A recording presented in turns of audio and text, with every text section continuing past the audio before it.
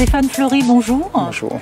Vous êtes maire adjoint en charge de la commande publique et des finances. C'est ça. Le printemps, c'est synonyme de vote du budget dans les villes.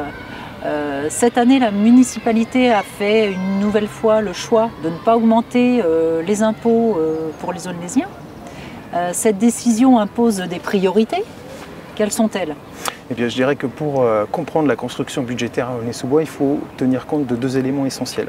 D'abord, dans quel état avons-nous retrouvé les finances de la ville quand nous sommes arrivés en 2014 ? Eh bien, les caisses étaient vides. En 2007, il restait 18 millions de réserves. En 2013, il n'en restait plus que 4. Dans un deuxième temps, il faut aussi prendre en compte ce qui s'est passé au niveau des dotations de l'État qui sont en baisse. L'État a demandé pour redresser les finances publiques un effort aux collectivités locales de 10 milliards sous François Hollande, de 13 milliards sous Emmanuel Macron, et pour Aulnay-sous-Bois, cela se traduit par une réduction des recettes de 25 millions d'euros, soit une année d'investissement. Donc quand vous avez ces deux éléments-là, vous comprenez qu'il faut se recentrer sur les priorités élémentaires. Et quelles sont-elles ?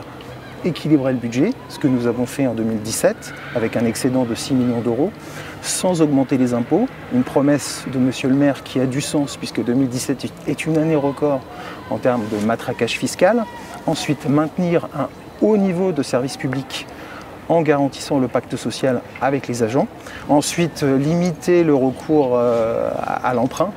Donc je rappelle quand même qu'entre 2007 et 2013, l'endettement a progressé de 143%, passant de 45 millions à 108 millions, donc sous la précédente majorité.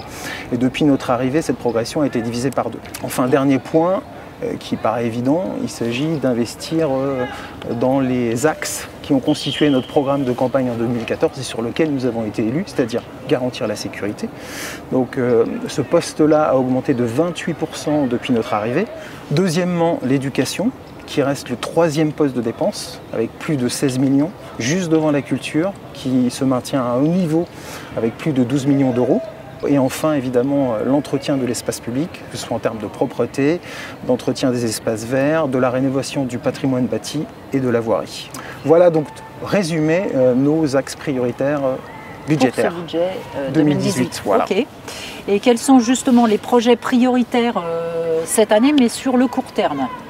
Eh bien, il y a des investissements que nous continuons qui découlent de décisions de municipalités précédentes, que ce soit la rénovation des quartiers, la rénovation urbaine des quartiers nord, que ce soit l'aménagement de l'axe rue Jules Princet jusqu'à Nitry, et aussi l'acquisition des terrains de l'ancienne usine d'amiante qui va nous permettre de restructurer le groupe scolaire du bourg. Au-delà de ça, il y a nos projets sur les équipements. Je dirais nos propres projets qui vont sortir, que ce soit le stade nautique, l'équipement multimodal de Balagny, le centre de supervision urbain qui sera accolé au local de la police municipale. Il y a, puisque nous sommes au stade du Moulin-Neuf, la piste d'athlétisme qui va être totalement refaite pour 500 000 euros. Il y a également l'aménagement du quartier Mitry-en-Bourget sur l'axe de la rue du 8 mai jusqu'au square de la Moret.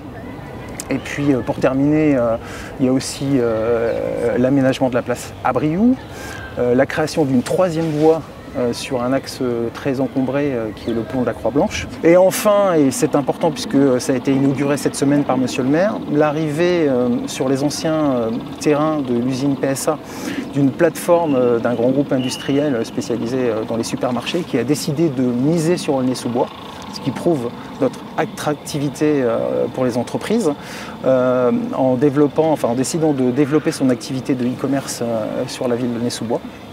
Donc voilà, à résumer, finalement, ça va être un vrai défi du reste, les 180 hectares qui représentent une superficie plus grande que la Défense, donc qui va nous permettre d'aménager complètement cet espace et qui prouve que nous construisons aujourd'hui l'Aulnay-sous-Bois de demain.